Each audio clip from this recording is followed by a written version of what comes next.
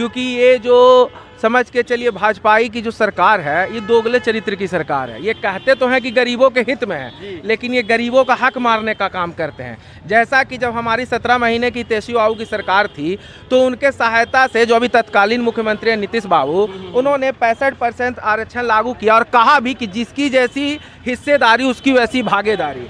तो अभी जब वो पलट के जब भाजपा के गोद में चले गए हैं, नरेंद्र मोदी के गोद में चले गए हैं, तब उन्होंने भी अपना चरित्र को बदल दिया है।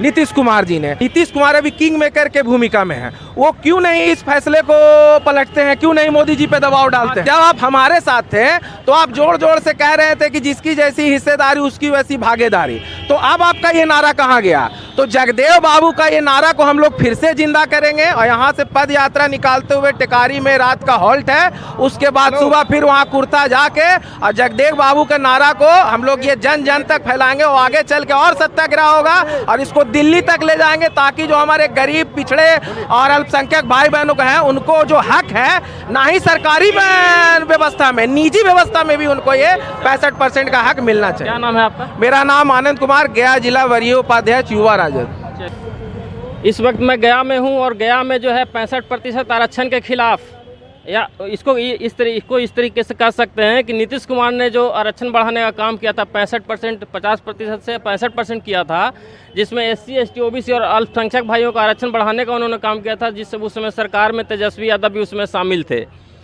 और इसको बढ़ाने का काम जातिगत जनगणना कराने के बाद इन लोगों ने किया था। उसको हाई कोर्ट द्वारा जो है उसको निरस्त कर दिया गया, उस फैसले को, यह कह करके कि 50% की आरक्षण की सीमा को नहीं बढ़ाया जा सकता है, ये असंवैधानिक है। जबकि इससे पूर्व में कोर्ट कहा करती थी कि आप आंकड़े लेके आइए, आंकड़े के आधार पर मैं आरक्षण को बढ़ाऊंगा। और 50% की सीमा ऑलरेडी EWS लगाकर 10% आरक्षण देकर के बढ़ाया जा चुका है।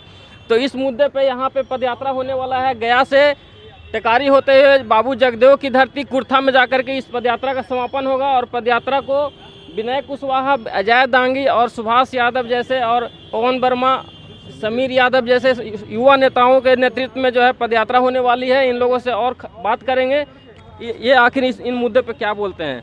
जब तेजस्वी यादव, माननीय तेजस्वी यादव जी जब सरकार में थे, जो 6 महीना सरकार में रहे, तो उन्होंने आरक्षण बढ़ाने का काम किया 17 महीना। उसके बाद जैसे ही हटे उसके बाद तुरंत कम करने का काम किया। हाँ, इसलिए हम लोग पूरा गया से लेकर के टिकारी होते हुए कुर्था जगदेव बाबू की यहाँ माला पहनाएंगे हम लोग। आपका क्या नाम है? समीर यादव नाम हुआ। क्या कहना चाहिएगा इस मुद्दे पर? मामला क्या है कि ये सिर्फ राजद का फैसला नहीं था, महागठबंधन सरकार राजद का सरकार नहीं था, कांग्रेस भी थी। ये नीतीश कुमार इसके मुखिया थे और ये उनका फैसला था कि जातीय जनगणना बिहार में हो और उस आधार पे जो भी जिसका जाति का जो संख्या है, जो आंकड़ा जो जानकारी हुआ था, उस आधार पे आरक्षण बढ़ाया जाएगा, जो पूर्व में तमिलनाडु सरकार भी करने का काम किया है। तो जब जातीय जनगणना के आधार पे आपने 65%, कुल मिला के 75% बिहार में आरक्षण देने का काम किया और उसके बाद हम लोगों से आप अलग हो गए, आप चले गए NDA की तरफ, बोले कि हमारा इधर मन नहीं लग रहा था, आप उधर मन लगाने अपना चले गए। केंद्र में आपकी सरकार है और आप किंग मेकर की भूमिका में हैं।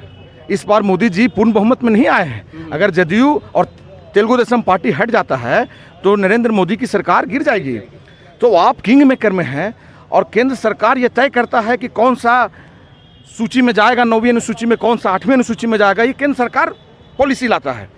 तो आप जो सुप्रीम कोर्ट की ओर रुख किए हैं हाई कोर्ट के फैसला के खिलाफ, आप ऐसा क्यों नहीं किए कि आप केंद्र सरकार में जाके वहाँ पे आप दबाव बनाने का काम किए नरेंद्र मोदी जी के पास कि आप इसको 9वीं अनुसूची में शामिल कीजिए? ये हमारा फैसला था, ये नीतीश कुमार का फैसला था। हाँ, अगर केंद्र के 9वीं अनुसूची में अगर ये 65% आरक्षण, जो 75% आरक्षण 10% EWS के साथ अगर ये लागू हो जाता, तो मैं नहीं समझता हूँ कि माननीय सुप्रीम कोर्ट का भी ये दखलंदाजी करने का उनको मौका मिलता और माननीय हाई कोर्ट को भी मौका मिलता। तो आप उसको हटा पाना मुश्किल था, फिर मुश्किल था।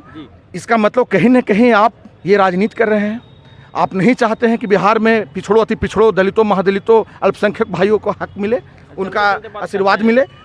तो आपका क्या नाम है भाई? मेरा नाम आनंद कुमार हुआ जी। आप क्या बोलना चाहिएगा इस मुद्दे पे? जी, मैं यही कहूँगा कि ये जो हम लोग अभी पद यात्रा निकाल रहे हैं, ये सभी गरीब, अल्पसंख्यक, पिछड़े भाइयों को हक के लिए निकाल रहे हैं। क्योंकि ये जो समझ के चलिए भाजपाई की जो सरकार है ये दोगले चरित्र की सरकार है। ये कहते तो हैं कि गरीबों के हित में है, लेकिन ये गरीबों का हक मारने का काम करते हैं। जैसा कि जब हमारी 17 महीने की तेजस्वी बाबू की सरकार थी तो उनके सहायता से जो अभी तत्कालीन मुख्यमंत्री हैं नीतीश बाबू, उन्होंने 65% आरक्षण लागू किया और कहा भी कि जिसकी जैसी हिस्सेदारी उसकी वैसी भागीदारी। तो अभी जब वो पलट के जब भाजपा के गोद में चले गए हैं, नरेंद्र मोदी के गोद में चले गए हैं, तब उन्होंने भी अपना चरित्र को बदल दिया है।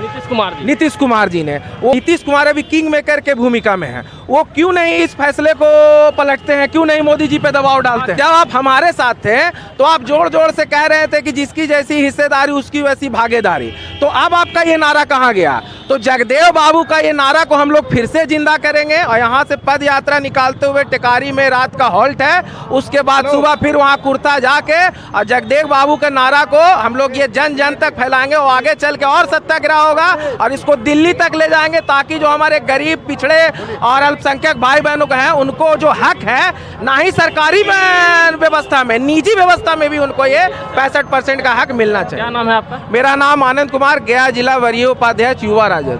चलिए तो आप लोगों ने सुना कि क्या नाम है भाई? दिनेश दास, युवा राजद अध्यक्ष इमामगंज।